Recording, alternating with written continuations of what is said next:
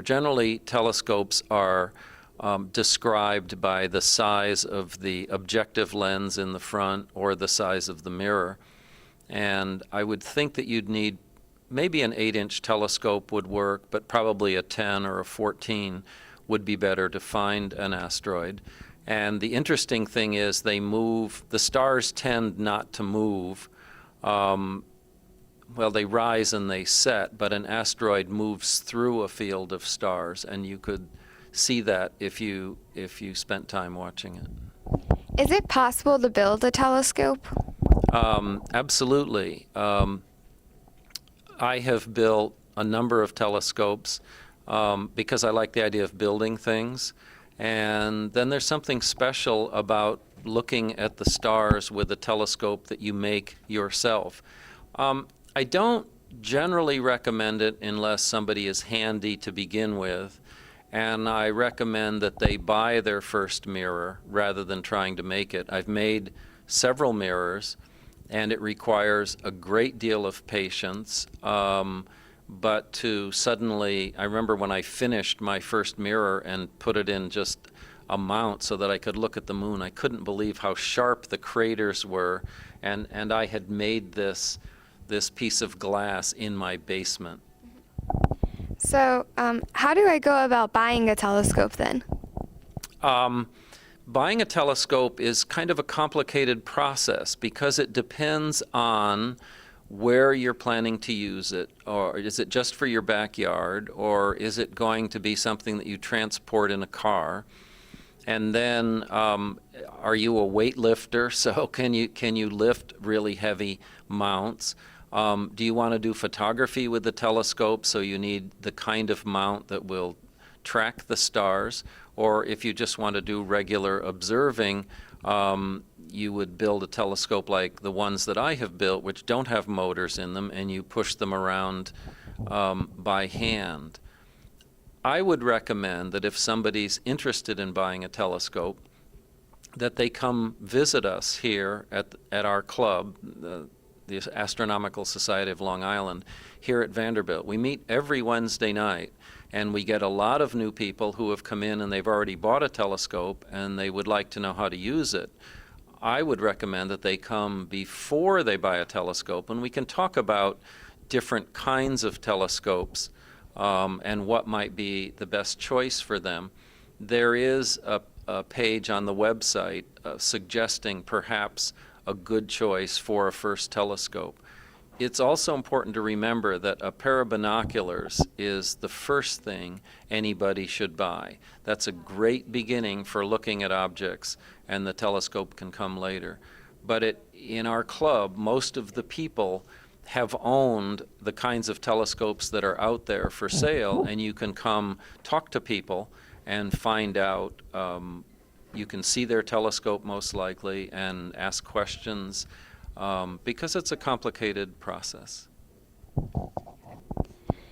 If I buy a telescope, how can I help other organizations with gathering information? Generally, the kind of telescope that a beginner would buy is not the kind of telescope that's needed to do more scientific work.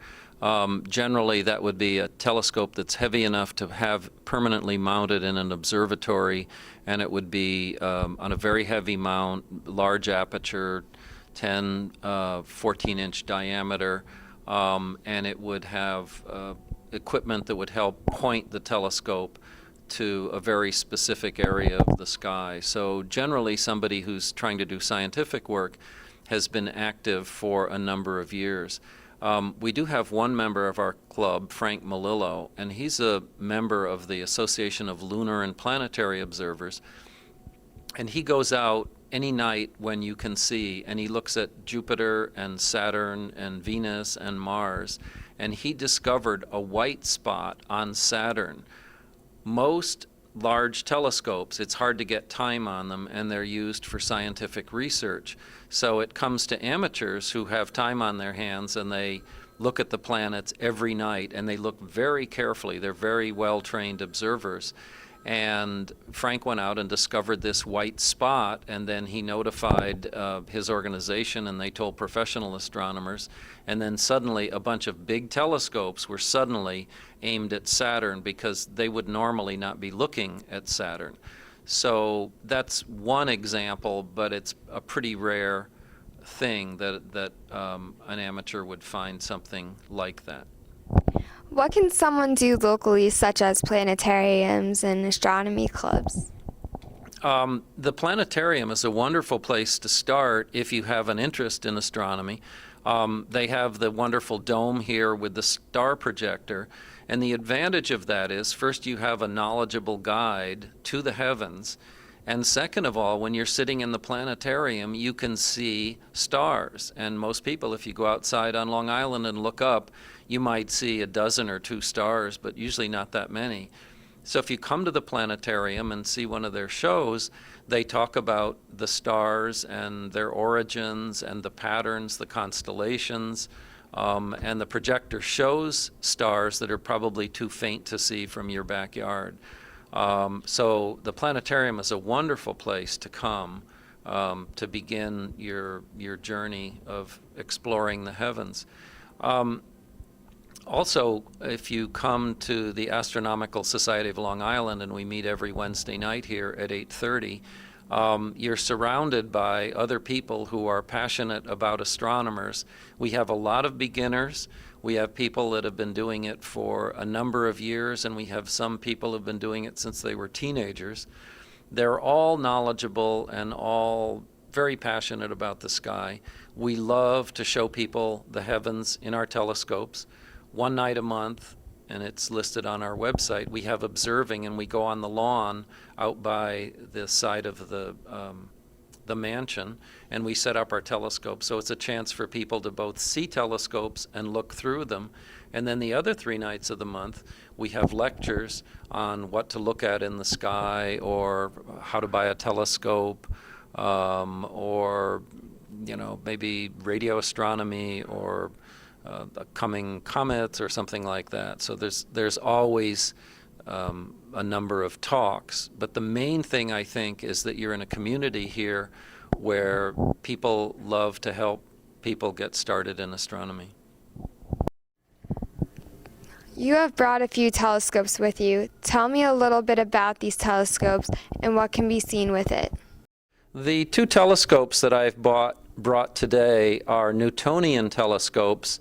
Actually, the original concept was by Sir Isaac Newton, and it's based on the fact that the images are created with a mirror, which you can probably see if you look down the tube. This scope is an 8-inch aperture or 8-inch diameter mirror, and this scope has a 6-inch diameter mirror. They're also known as Dobsonian telescopes, and they were designed by John Dobson in California. He was a monk, and he used to sneak out at night with these telescopes that he made. He made the mirror out of a porthole from a ship, and he would go out and show the heavens to people on the sidewalks in San Francisco. And the beauty of his system is, before that, telescopes had what were called equatorial mounts, and you made them out of heavy pieces of pipe and pipe joints. And these are much simpler. What happens, they're known as alt-azimuth telescopes. When you want to follow an object, you have to lift it and push and lift and push. Most objects go through the sky in an arc. They rise in the east and they set in the west. So for a telescope like this, you have, as it rises, you lift and push and lift and push. So you end up doing a little bit more work, but it's much lighter and much simpler. This is what I do when I bring the telescope out of the garage. There's a handle on the bottom, which you can see, and a handle on this, and I just bring this up and drop it in.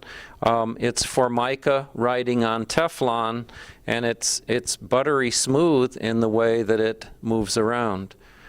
They're made out of wood, half-inch plywood for all of these, and finished with varnish. And I showed you the mirror on this one and the mirror is down here on this. This is the eyepiece. This is a focuser. This is the focuser for this telescope, and these devices are finders, and they're not, they don't magnify, they just put a bullseye up in the eye, up in the sky, and that's how you find objects.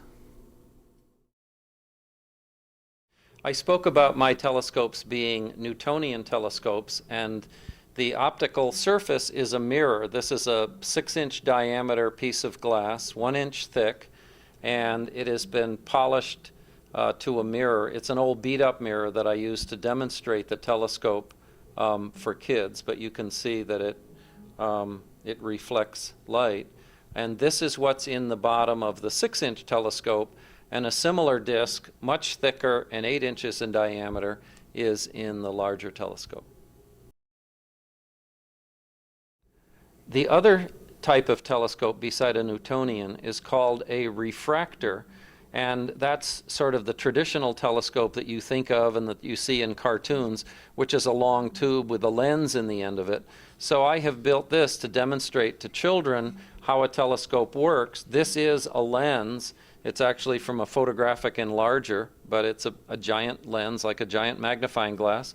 And then I put a telescope eyepiece in the back end of it. And the light comes in from here, goes through the lens, and is focused down to here, and the eyepiece looks at that image. And this actually works. If you look through it, you can see magnified images of what's out there.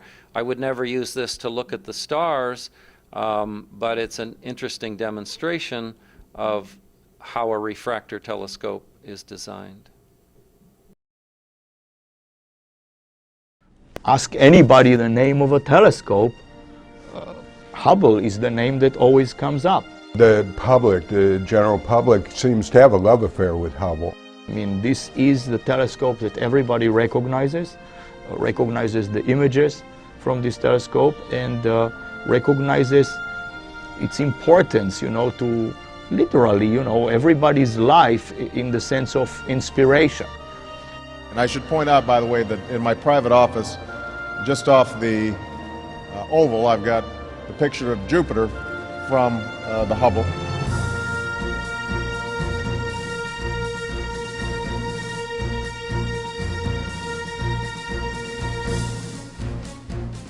"20 years after launching on a space shuttle and opening its instruments to the farthest reaches of space, NASA's Hubble Space Telescope has become synonymous with exploration, discovery, and even a bit of luck. One of the things that Hubble has done is it really taught us something about our place in the universe and our role within it. We want to know, how did the universe start? How did our galaxy start? How did the Earth start? How did life on Earth start? And we also want to know, how will all of these things end?